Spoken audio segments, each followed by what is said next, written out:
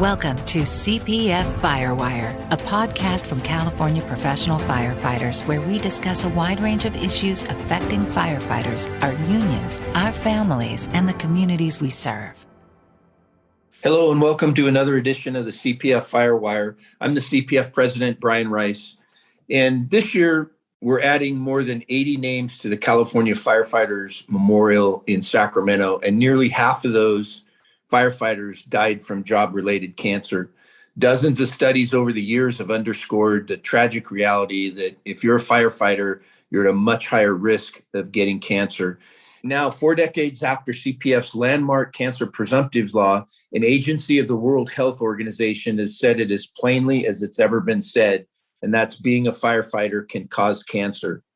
This new finding by the International Agency for Research on Cancer is a game-changing moment for the health and safety of firefighters, and it's about protecting those who have developed a job-related cancer and then laying the groundwork to better protect those that are on the job.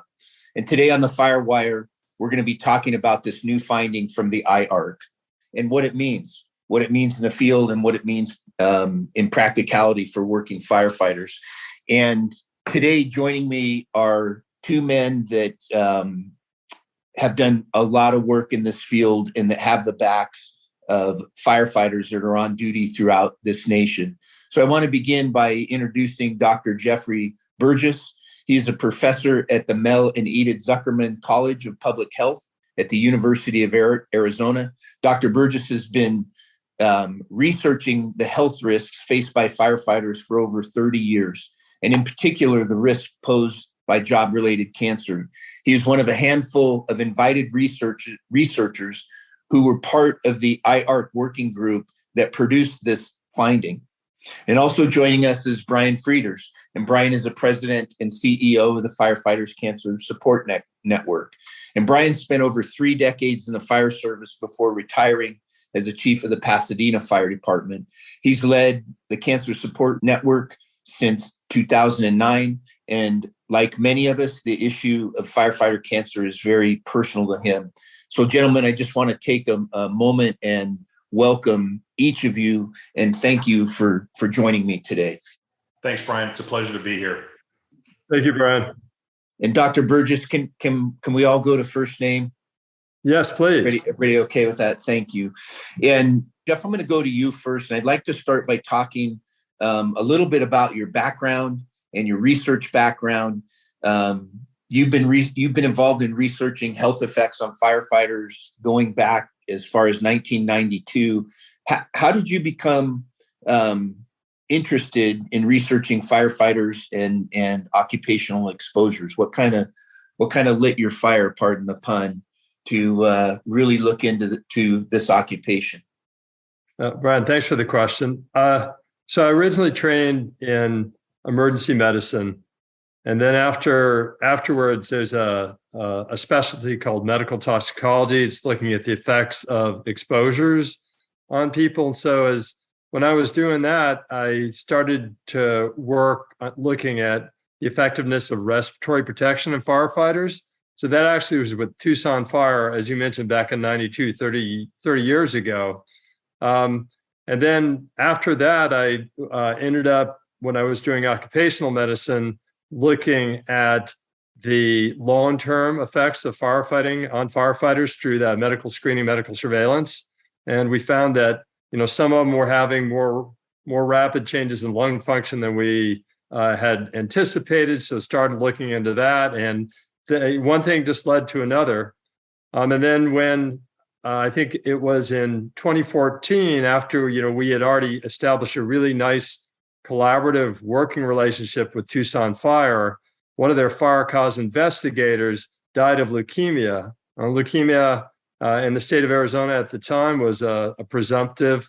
It was within the presumptive cancer law, but case still got turned down. It was clear that additional information was needed, to help support these cases, to allow us to move forward. And from that point on, we've just been really focused heavily on cancer risk in firefighters. And Jeff, as you've done, your body of research over the years, how was it as you started out versus today, and how clear is it from your research and science that there's a significant link between cancer and firefighting? Well, I'll take us back to 2007, which was the last time that IARC reviewed firefighting. So I was fortunate enough to be there at that point, and I know we'll come back to this, but at that point, there was a lot less research out there. So they only considered firefighting to be possibly related to cancer. And in that 15-year interval between then and now, there's been just a huge amount of research that has come out. We've been involved in a number of studies, but there's many more studies, in addition to ours, that have gone on.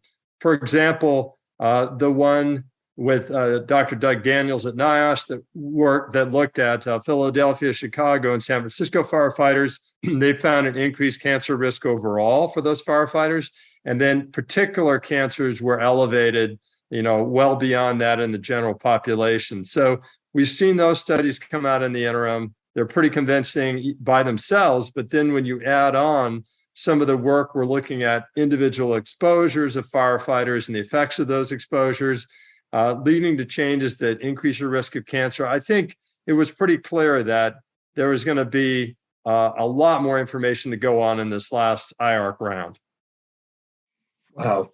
And I want to come back to that because before we conclude all of our conversations, I definitely want to talk to you and get an insight on women in the fire service and cancer. And has there been a breakout? We all know that anatomically, men and women are different. We have different reproductive systems. We store fats differently. And I want to come back to that because that is one of the areas that I've always felt like we were lacking. And I'm hoping you have some insight there and can fill in some gaps as we go along discussing this. And Brian, I'm gonna shoot over to you. You and I go back quite a ways, and I've always been proud of our association together. And talk to us. You spent 30 years in the fire service on the front line doing both labor and management work. And I know this is personal to you. And if you don't mind, kind of tell me a little bit about your journey through the fire service and then how you came to leadership in the Firefighter Cancer Support Network. Yeah, Brian, thank you. First of all, I just think it's important to recognize, and you said it, the relationship that CPF has had with the Firefighter Cancer Support Network has been, unyielding. The CPF has been a staunch supporter of this organization since its inception.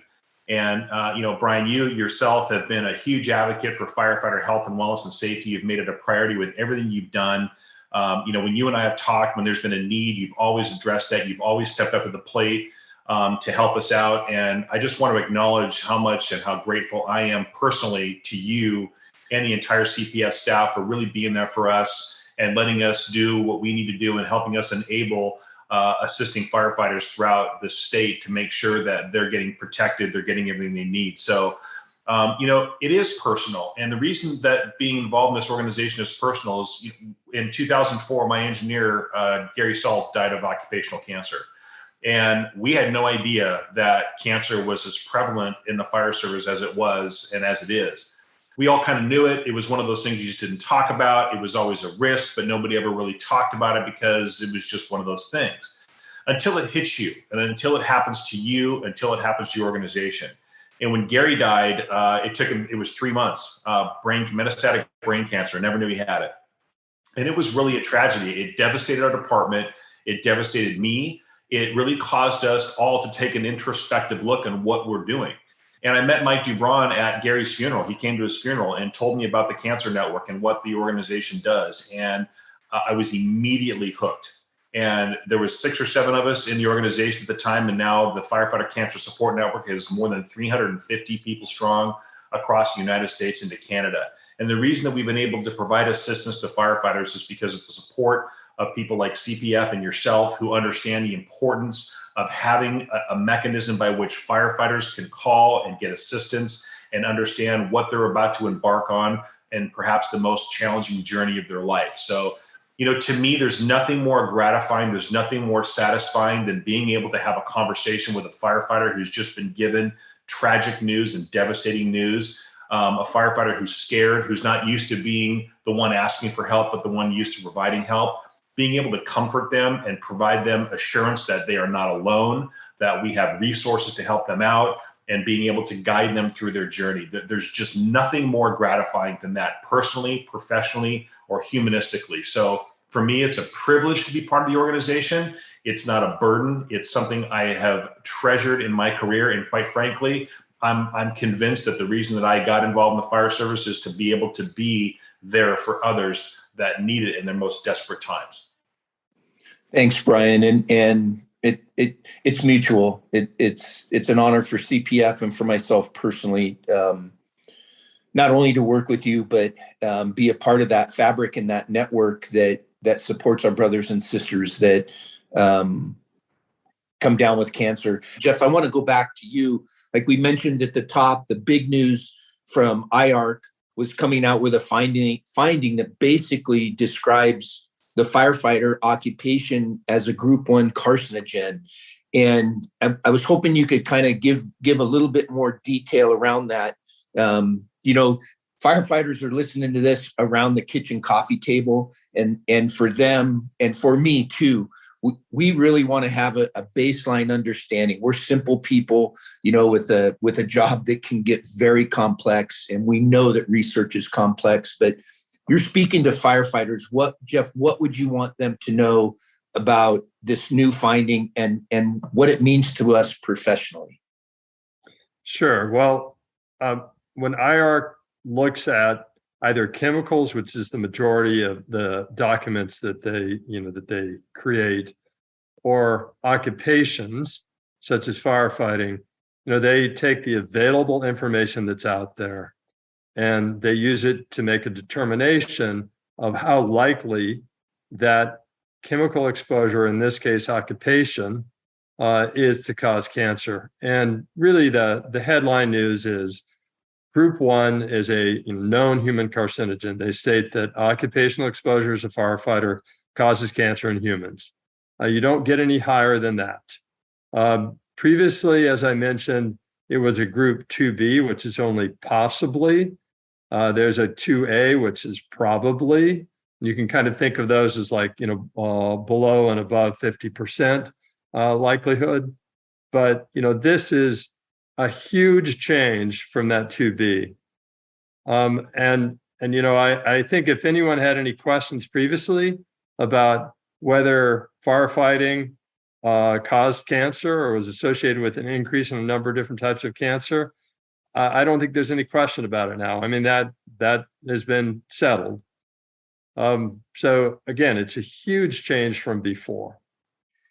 Do you see, as one of the researchers invited to be a part of the IARC system, do you see this finding as being able to help on the street? And then, to the firefighters out there, why is this so important to us professionally? Sure. Well, I mean, I think that clearly this should help in a great number of the cancer presumptive workers' compensation cases for firefighters.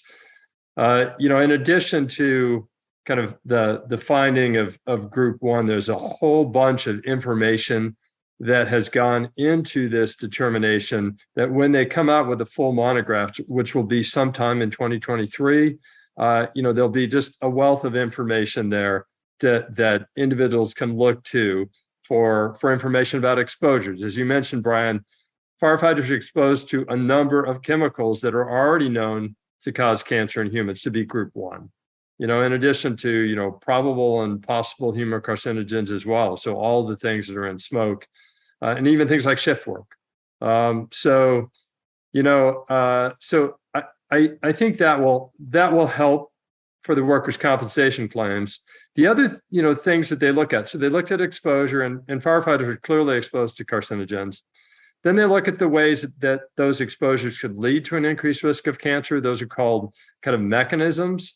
And out of, a total of 10 potential ways that IARC considers that these exposures can cause cancer, they found strong mechanistic evidence, which is the highest you can get, that 5 of these worked. So these were, direct damage to DNA, epigenetic changes, which, cause changes in gene expression that would put you at an increased risk of cancer, oxidative stress to the cells, which can increase your risk, chronic inflammation, and then finally receptor-mediated effects, which means that, these chemicals are activating receptors that are associated with cancer. So all of these, again, provide, additional evidence for claims.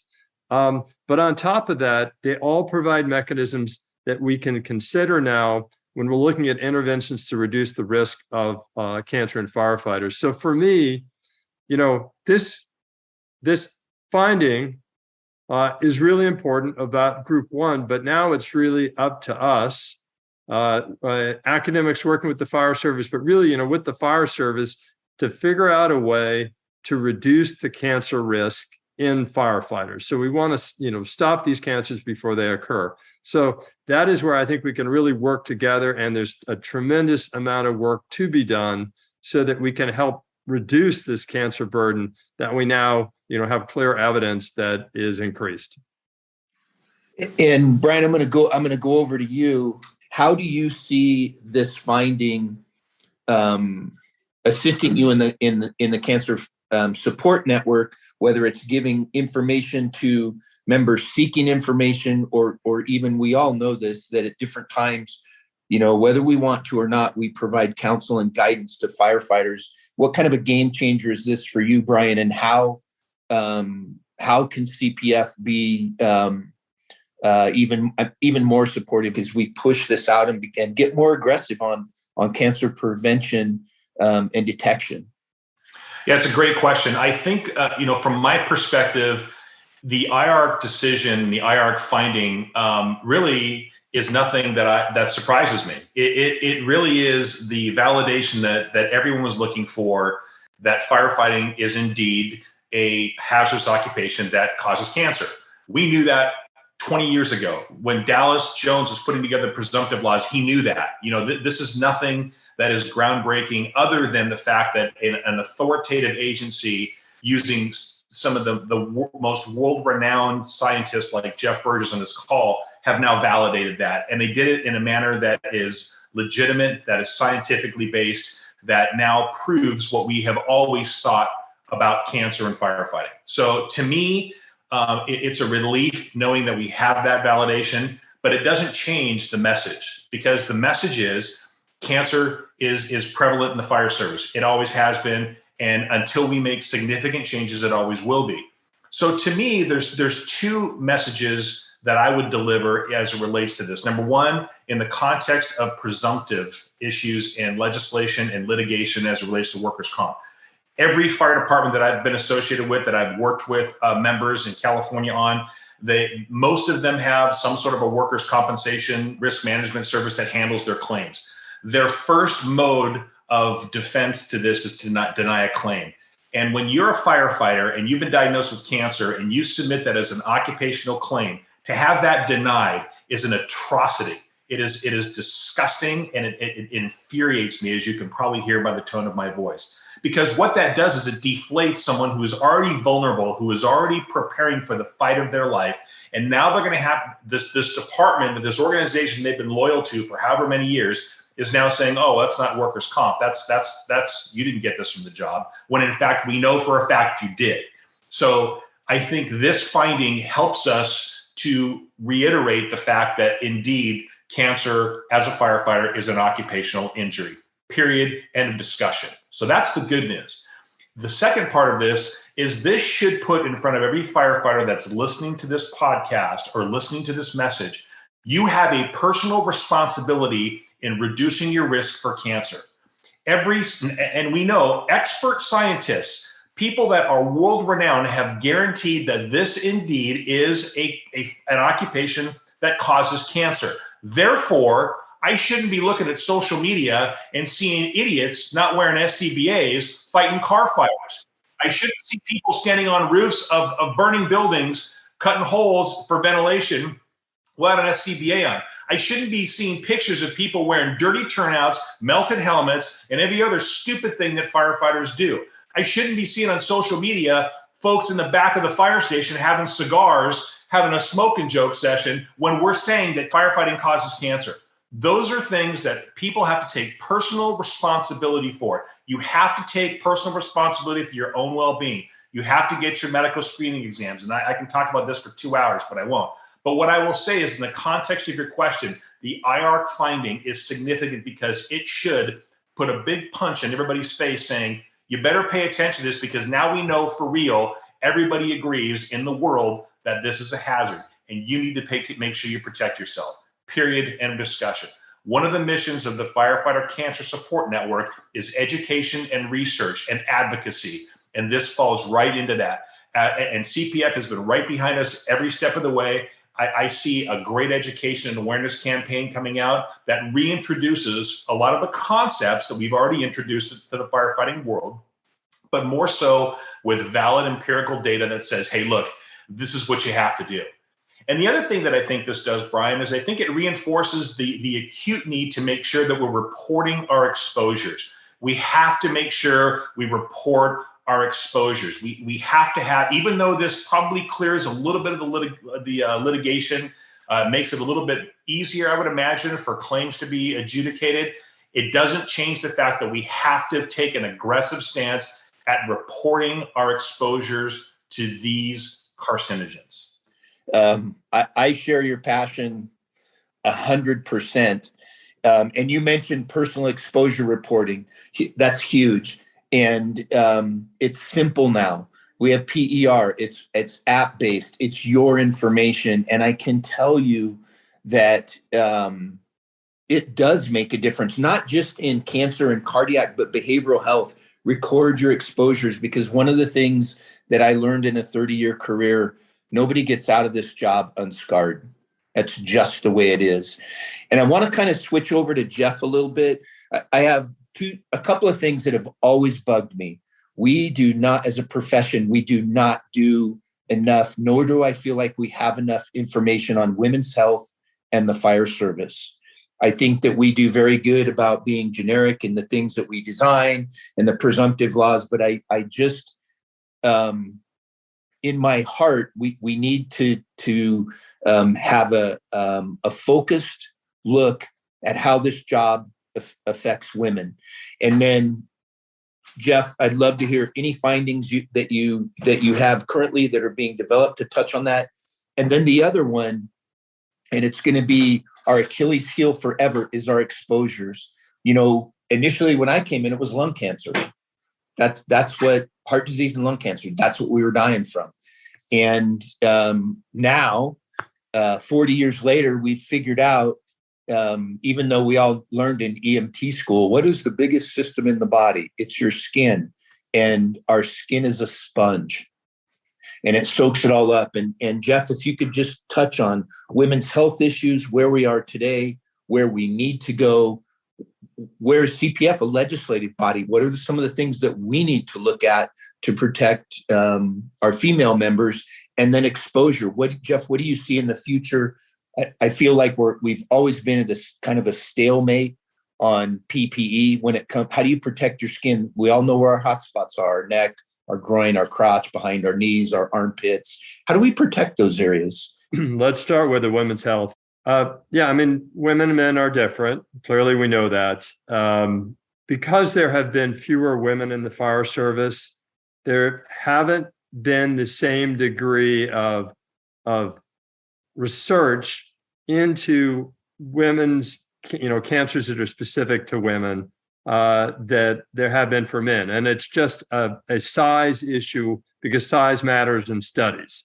The more people you have, the better information you can get.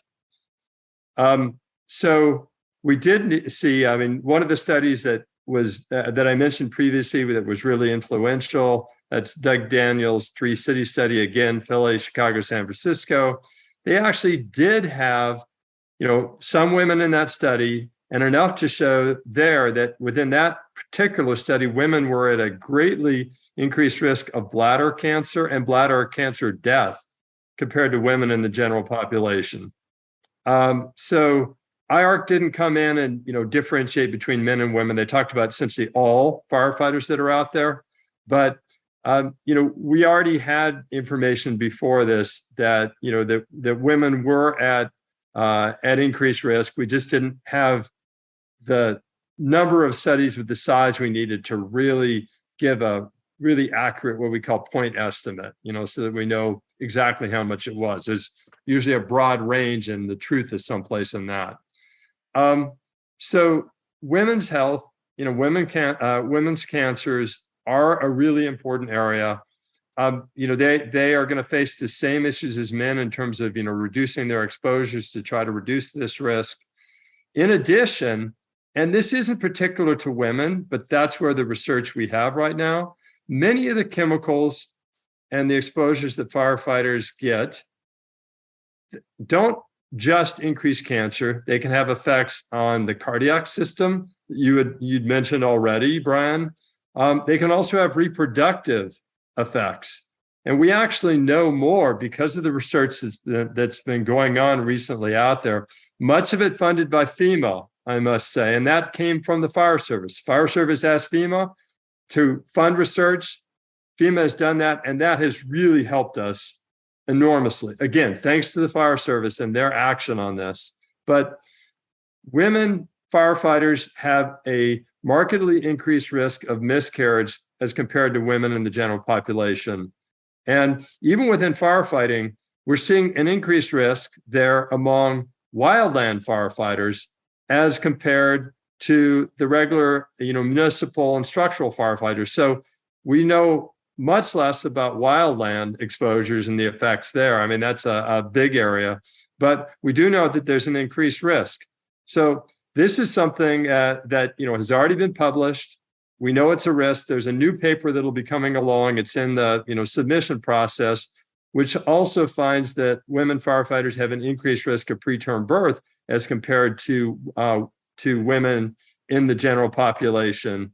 And in that one, there's information that when it gets published, which I think will help us set policies, as departments to help reduce that risk. So again, we're just kind of waiting on that to go through. So again, increased risk of certain cancers, increased risk of adverse reproductive outcomes. And these are things that, we need to better understand. Another one that we're seeing is that we're actually seeing destruction, unfortunately, of some of the cells around the oocytes in a woman's ovary. And we're in a recent project that study that came out, the levels of this hormone called anti-Mullerian hormone, which is a measure of reproductive reserve, the number of oocytes a woman still has in her ovary, were lower among women firefighters than they were friends of those women firefighters that weren't firefighters. So again, we know that there's problems. We know that there's things we need to do. We're still in the research phase of trying to figure out what it is exactly that's leading to this. That's the most important thing to help to address in order to reduce the risks. I think for me and Brian, I would kind of turn to both of you. If you're a firefighter, if you see a problem, I think always in most of our mind is how do we battle through it? Whether it's a straight on fight or, we fix it around the edges, but it's always how do we battle through this? And this is going to be one that it is going to be, how do we educate those that, are on the other side of the table to this finding and bring them to a point that this isn't an abstract, this is a fact, and it applies to our profession. And I think for us, that's going to be the big one. How do we develop and how do we message this to begin to cut some of the red tape for firefighters that have a cancer diagnosis or are in the middle of it and working through those denials? And we owe it to our members to develop that message to properly use this finding. Do you have suggestions on how best to utilize these findings going forward? There's, Brian, it's a great question, and you're absolutely on the right track. Interestingly, there's a lot of information, and Dr. Burgess, as I said, is a world expert and a huge firefighter advocate. So, he the way he explains things makes it so easy to understand. But the volume of the information sometimes can be overwhelming. There's an organization, I'm part of it, called Science to the Station. And what we've recognized is, how do we message this appropriately? How do we message this effectively so the firefighters understand what the heck we're talking about? I'm starting to understand Dr. Burgess's big words a little bit, methylation and epigenetic and all sorts of really cool words like that. But I'm kind of an idiot when it comes right down to it. So trying to understand how that applies to firefighting is an important piece of all of this. How do we translate this into practical standards, practical understandings, practical efforts to really try to protect and enhance our firefighters' ability to navigate this diabolical disease? So there's this group, and it's Dr. Burgess, Sarah Janke, Gavin Horn, Denise Smith, and all of the fire service scientists that have gotten together and said, okay, we're going to be sort of the storehouse for all of the relevant research and information. And we're going to take that information and we're going to translate that into a more understandable and effective methodology and method by which people can understand what we're doing and how it applies to the practice of being a firefighter. And that group is already assembled. It's already got its place. We've met a few times. It's really exciting. And now having the IARC finding, it's going to just help us enhance that even more. So I think that we do need to find a very logical, coherent method by which we deliver that information so that it can make changes. And quite frankly, the fire service, the traditional method by which we operate in the fire service, there's going to have to be some changes. And those operational changes are going to have to be at the forefront of people's planning, people's understanding of how we do things. And it's going to have to be embraced if we want to really reduce this risk. So, Jeff, anything to add? No, Brian did a really nice job of, summarizing the fact that we need to get the information out there in a usable form, right, for firefighters. So there needs to be, I think, some translation of the way we write research articles into practical steps. Just a few things that I kind of wanted to talk about in that regard. One is that one of the cancers that was up the most, and this is a practical illustration of what Brian was just talking about, but one of the ones that was up the most was mesothelioma. Mesothelioma comes from asbestos exposure. We found a long time ago that you're exposed to asbestos when you do overhaul. So if you're not wearing your SCBA during overhaul, and you're in an older building, you're likely to be getting some asbestos exposure. That's going to increase your risk. So that right there is something, really solid. We've also shown long ago that you can get lung inflammation, right, which is one of these characteristics that leads to cancer, again, from exposure during overhaul, not wearing your SCBA, even if you're not seeing much visible smoke, if any at all. So again, just one, solid example of a message that we can put out there. Really solid information behind it. This is something, if you're not doing it now, you should be, and you need to start now. So that's kind of one of the points. The other one, I think, is this idea of exposures. And Brian, you mentioned it before about the dermal.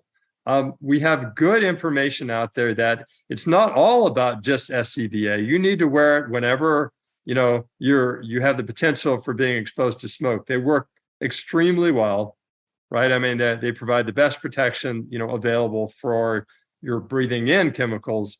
But from the skin perspective, we did a study, and I think Kenny Fent with NIOSH and his group found things that also tended the same direction, which was that the more time you spend inside wearing your SCBA, the greater amount of chemicals you get in your urine. So again, using some of the big words that Brian was talking about, like polycyclic aromatic hydrocarbons, or PAHs, some of which are known or suspect human carcinogens, that for every minute in our study that you spent indoors, all right, in an interior response, you had a 1% higher level in your urine.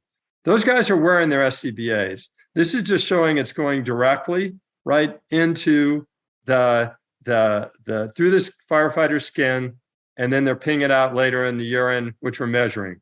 So Kenny Finn in a recent paper showed that benzene, which again is a group 1 human carcinogen, we know it causes leukemia, among other things, that you could actually, again, guys wearing SCBA, going into a fire, then measuring the amount they breathe out afterwards, that comparing among the types of gear that they had, they still had, that they couldn't really reduce that level of benzene exposure from coming through the skin. They could reduce it from inhalation, but you're actually getting under the gear. So this just shows that you need really to consider, dermal exposure. You need to do everything you can to get the stuff off of your skin afterwards quickly, off of your gear too.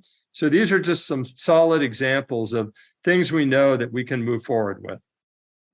Jeff and Brian, I appreciate your time. I can see that we're going to need to do some follow-up. Jeff, you couldn't have driven it home with a plainer vision on dermal exposure and what it does. And the fact that we're seeing these things come through urine where people are protected with SCBA. We're still battling to keep the SCBA on. We're coming a long way. But I think this is going to be that evolutionary change. Let's clean up our industrial hygiene. Let's do the things that we know can protect.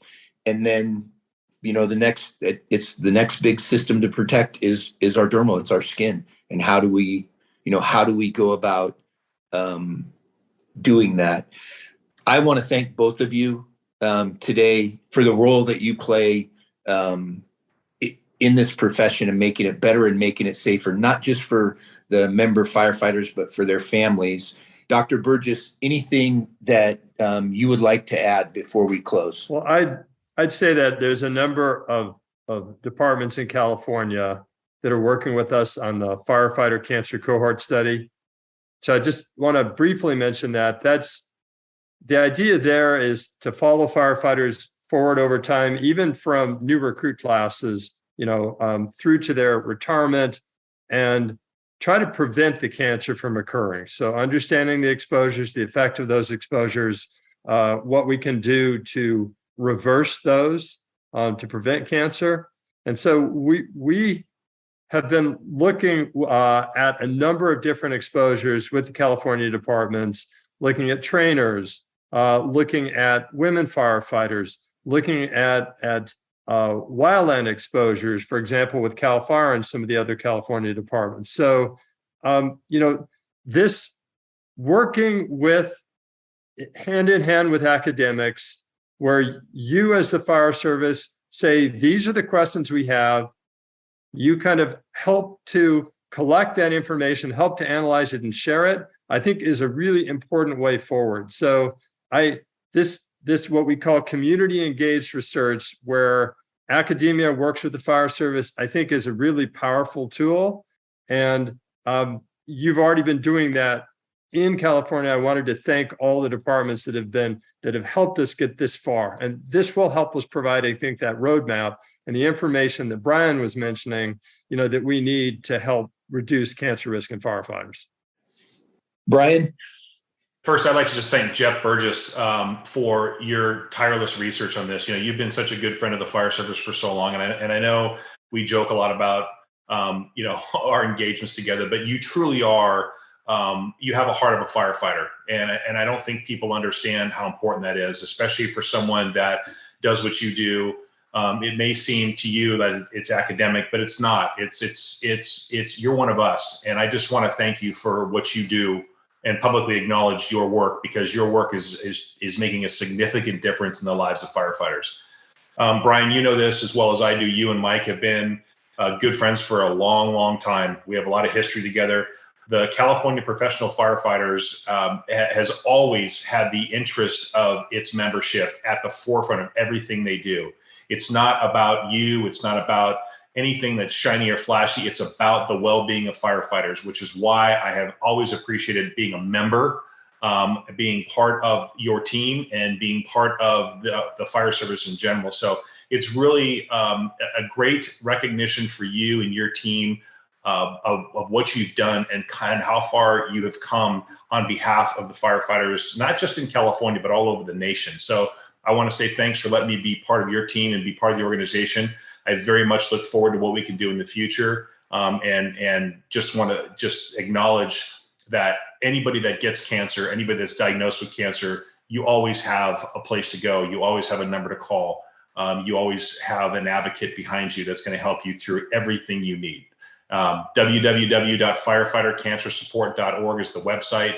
My personal cell phone is area code 661-904-5075. Use it. If you get diagnosed, I should be your first phone call. Take good care, brother. Thanks for the time. And I just want to, you could tell from what Brian just said, how important he is in terms of the leadership on these issues. We would not be where we are without his leadership, his support and helping to get the research funded in the first place and then moving it forward. So I really want everyone to know how important he is for us as academics in terms of being able to do this type of work. So thank you, Brian. Brian and Jeff, I can't thank you enough for coming on. I can't even begin to quantify what it means to have both of you in the positions that you're in, that you've dedicated a life's work to the firefighting profession and what it means to the men and women and their families. I don't have enough words to express our gratitude. Thank you both very, very much. If there's one takeaway I think that we can all take from this, brothers and sisters, the risk of cancer is real. And if you're a working firefighter, you have to take it seriously. Protect yourself with PPE, clean up after a fire, get your gear cleaned up. There's no more badges of honor. Those days are gone.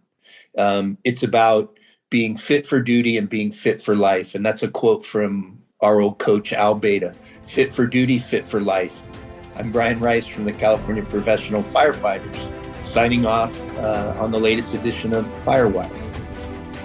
You can find CPF Fire Wire at Apple Podcasts, Spotify, Podbean, or wherever you find podcasts. Be sure to subscribe so you'll never miss an episode. You can also find CPF Fire Wire at the CPF website, www.cpf.org, and on the CPF YouTube page. We're always interested in getting your feedback, comments, and criticism. Tell us what you'd like to hear about. Drop us a line, info@cpf.org. CPF Firewire is a production of California Professional Firefighters. Our producer is Carol Wills. Our engineer is Matt McDermott. Please join us next month for another edition of CPF Firewire.